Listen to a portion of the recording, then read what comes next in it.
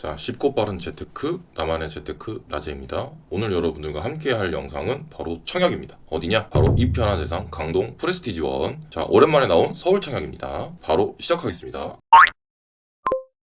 자, 오랜만에 나온 강동 청약이에요. 강동 오랜만에 나왔죠. 자, 여기입니다. 여기까지의 거리는 괜찮습니다. 그냥 500m이기 때문에 나쁘지 않다. 이 정도면은 무릎으로 걸어도 7, 8, 9이면 걸어가죠. 거기다가 심지어 8호선, 5호선 더블 역세권 아주 멋지죠. 다만 아쉬운 건 주변에 보시듯이 이게 다 빌라촌이 많아요. 이게 좀 별로죠. 이런 데가 아무래도 환경이 아주 좋은 건 아니에요. 역세권이고 강동구라는 엄청난 장점은 있지만 또 이 천호동 로데오 거리가 예전만 못하다고는 하죠. 그래도 상당한 번화가입니다. 그래서 후보로 좀 갈리죠. 너무 상대적으로 유해시설이 조금 있는 부분이 마음에 걸리시는 분도 있어요. 이게 기준이 유해시설이냐 아니냐 그런 논란이 있긴 한데 아이들 키우거나 그런 분들한테는 조금 꺼려 하실 수도 있긴 합니다. 그게 나쁘다고 볼 수는 없기는 해요. 그래서 주변 개발을 보면은 뭐 신통, 공공재개발, 여기죠. 재건축 여기 다 들어왔고요. 여기도 계속 개발되고 있습니다. 그래서 동네가 좋아지긴 하지만 아직까지 이런 주변 초등학교 가는 데까지도 여기 개발이 되지 않죠. 그래서 주변 지역은 좀 아쉽다. 그리고 천호동 로데오 거리는 좋아하시는 분도 있고 꺼려 하시는 분도 있는 호불호가 좀 갈릴 수는 있다. 자, 입지 분석 이 정도면 여러분들 이제 한번 실제로 가보시거나 로드뷰 보면서 판단을 해보셔야 될 것 같아요. 웬만하면 시간 내셔서 가보시는 걸 추천드리고요. 분양가 같은 경우는 절대 싸지 않아요. 자, 59가 거의 10억이죠. 발코니 확장이나 그다음에 중도금 이자 후불제이기 때문에 중도금 이자 합치면 10억이라고 봐야 됩니다. 74도 거의 12억, 84는 평균적으로 거의 13억 5천이 넘습니다. 절대 싸진 않다. 보시면 여기가 입주권 상태에서 거래가 됐어요. 분양권도 있고 이게 측정이 좀 어렵습니다. 입주권 분양권 같은 경우는 여기 실제 거래한 금액보다 한 5천에서 많으면은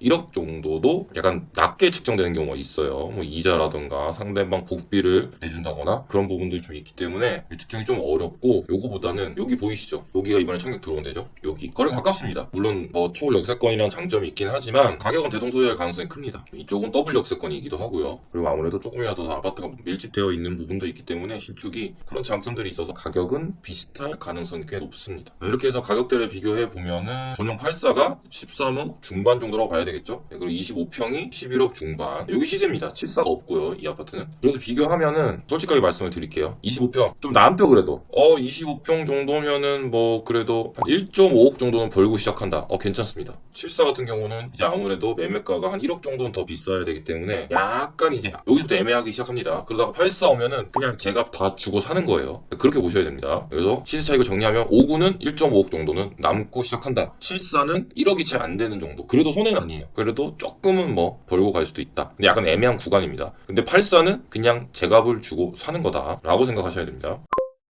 자, 청약 일정은 10월 23일 월요일 시작입니다. 특별공급. 그리고 대부분이 청약하는 1순위는 24일입니다. 딱 월요일, 화요일 딱 대기 타고 있으셔야 돼요. 자, 청약 자격입니다. 짚어드리면 자, 일단 분양가 상한제가 미적용 받았어요. 전매 제한 1년입니다. 당첨일로부터 1년이기 때문에 입주했을 때는 내가 팔아도 되겠죠? 단 2년 보유해야 비과세다. 요거는 뭐 누구나 다 청약 된다는 거고 청약통장 가입 1년만 있으면 된다는 거예요. 1년 이상 12회가 아닙니다. 1년만 이상이면 된다. 그리고 추첨은 100%인데 요게 85가 초과하는 경우에요. 85 초과 9평 초과는 추첨 100%다 라는 부분이고 아무래도 서울에서 청약하니까 서울이 우선 공급 100%다. 그리고 뭐 대단한 건 없습니다. 근데 요게 조금 짜증나긴 하죠. 계약금 20%다. 중도금은 대출이 되고 후불이다. 이런 부분이 있습니다. 계약금 20% 굉장히 중요한 부분입니다. 자금 계획 같은 경우는 일단 2억이 필요해요. 나머지 뭐 다 대출인데 입주할 때까지 2억 필요하다. 그리고 나의 연봉에 따라 다르지만 연봉이 가능하다고 생각을 했을 때 풀로 대출 땡겨도 현금 3억 6천 필요합니다. 그리고 전세를 받으면 대략적으로 지금 거의 지금 매물도 그렇고 거의 7억 정도에 나오고 있더라고요. 7억 정도 받을 것 같습니다. 그랬을 때 현금 3억 필요하다. 자, 이렇게 생각을 하셔야 돼요. 자금은. 74 같은 경우는 12억이죠. 2억 4천 필요합니다. 나머지 대출 입주할 때까지 현금 2억 4천 있어야 된다. 유념하시고 잔금 대출은 풀로 대출 땡기면 그래도 현금 3억 6천 있어야 됩니다. 자, 전세는 5천에서 1억 정도는 25평보다 비쌀 것이고 여기 36평과 그 사이라고 생각하셔야 되는데 아무래도 평형이 있기 때문에 지금 현재 얘가 지금 7억 5천 8억 좀 왔다 갔다 하는데 지금 매물로 봤을 때 최저가가 8억인 걸로 봤을 때 요거랑 비슷하던 거 약간 싸야 돼요. 그래서 보수적으로 봤을 때 7억 5천 정도는 전세가 받을 수 있기 때문에 그래도 현금 4억 5천 정도는 있어야 될 것으로 예상됩니다. 최소 미니멈으로 잡아도 4억은 있어야 됩니다. 꼭 기억하셔야 되고요. 자, 제값 주고 사는 84 이제 어떻게 되냐? 현금 2억 7천 있어야 됩니다. 무조건 있어야 되고 나머지 대출 있어야 됩니다. 7천입니다. 이어서 7천. 잔금 대출 풀로 받게 돼도 이제 분양가 기준으로 다 측정한 겁니다. 나중에 더 많이 대출될 가능성도 높기는 해요. 아무래도 감정평가 받으면 좀 더 높게 측정될 수 있기 때문에. 그렇지만 보수적으로 잡았습니다. 그래서 70% 다 대출 땡겨도 4억 500은 현금이 있어야 되고요. 전세를 대부분 지금 현재 최소 8억으로 봅니다. 그거 좀 더 비쌀 수도 있고요. 그래서 보수적으로 봤을 때 그래도 한 5억 5천에서 5억 정도는 있어야 된다. 현금으로 전세를 받아서 세입자 받아서 이제 집을 잔금을 칠 때도 이런 식으로 잡으면 충분히 내가 계획을 해야 됩니다. 자, 피트니스 기본이죠.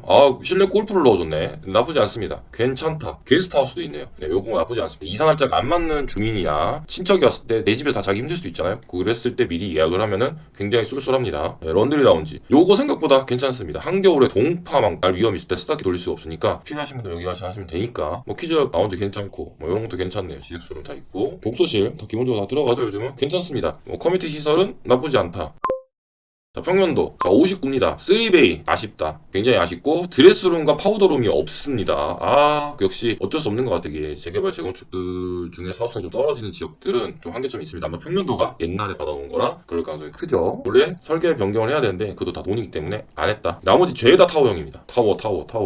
역시 드레스룸과 파우더룸은 없다. 5구는 뭐 좋지도 않고 나쁘지도 않은 전형적인 그런 구조다. 판상형은 3베이이기 때문에 당연히 없다고 할 수 없죠. 자, 74입니다. 근데 여기 좀 심각하긴 하다. 74인데도 3베이네요. 요즘 드문데 여기 3개죠. 방이 여기 있기 때문에 그래도 파우더룸하고 드레스룸은 좀 넣어주려고 노력을 했다. 네, 그래서 개방형 발코니가 있는 타입도 있습니다. 근데 사실 이 정도는 뭐 있으나 마나죠. 역시 나머지는 다 타워형이다. 똑같습니다. 뭐 타워형은 뭐 기본적으로 비슷비슷합니다. 요 구조가 마음에 들더라고요. 요 구조가 꺾이는 구조인데 나쁘지 않습니다. 남서형 남동형 경우 여기가 정남향으로 나올 수도 있습니다. 뭐 나쁘지 않고 이게 별도의 공간처럼 되기 때문에 여기를 어떤 개인의 서재라든가 취미생활 또는 자택근무할 때 쓰면은 약간 분리된 느낌이 들어서 나쁘지 않습니다. 이게 위례 신도시 가면 이런 구조가 있는데 굉장히 괜찮더라고요. 타워형 치고는 요 타입들이 괜찮다. 84인데 84인데 3베이예요. 어쩔 수 없는 것 같습니다. 구조가 그렇게 좋지는 않습니다. 그래도 파우더룸, 드레스룸은 있다. 뭐 이 정도고요. 그리고 현관 팬트리 넣어줬더라고요. 요거는 칭찬할 만하다. 그래서 어느 정도 단점이 좀 많이 해소가 된다. 전형적인 타워형입니다. 그리고 타워형인데도 현관 팬트리를 넣어줬다는 건 나름 신경을 좀 썼다. 실내 인테리어는 뭐 큰 특징점은 없습니다. 다만 아쉬운 점은 요게 지금 74 타입이에요. 74 타입인데 요게 파우더룸이고 이게 드레스룸이죠. 솔직히 드레스룸이 너무 주동만합니다. 요거 약간 붙박이 장이 아닌가. 이건 좀 아니지 않나 싶긴 합니다. 아쉽습니다. 그 외에 방은 붙박이 장이 있다. 근데 방이 좀 작습니다. 여기 뭐 침대 놓고 책상 놓고 하면은 그 공간이 나올지는 모르겠어요. 요 방 하나가 좀 작더라고요. 그 부분이 좀 아쉽고요. 네, 여기는 84입니다. 역시 84가 좋죠. 근데 84가 방 중에 하나가 이렇게 보시듯이 붙박이 장이 없어요. 여기 좀 있어줘야 되는데 조금 아쉽습니다. 이런 식으로 설치를 해주는 게 좋겠죠. 옷걸이를 설치하든 선반을 설치하든. 대신에 드레스룸은 그래도 역시 84다 보니까 좀 깊게 잘 빠졌습니다. 그래서 최종적으로 정리를 해드리면 주변이 솔직히 안 좋다. 그러나 서울이다. 카서울. 그것도 강동 구조. W 역사권에 빛나는 그런 입지. 주변 개발이 있기는 하지만 솔직히 동네가 천지 개발할 수준은 아닙니다. 동네가 막 바뀌고 이러진 않아요. 같은 예로 같은 지역군데 고덕이 있죠. 강동 고덕. 고덕같이 변할 가능성은 솔직히 없습니다. 고덕이 더 좋죠. 내가 가점이 높다. 그러면은 굳이라는 좀 의문이 들고요. 솔직히 내가 가점이 낮다. 그럼 도전하시는 게 맞습니다. 그러나 서울이고 그것도 강동구이기 때문에 경쟁률은 엄청나게 높을 것으로 예상됩니다. 자, 이렇게 영상 정리하고요. 시청해주셔서 감사합니다. 다음에는 더 유익하고 재밌는 내용으로 찾아뵙겠습니다. 모두 행복한 하루가 되시길 바라겠습니다.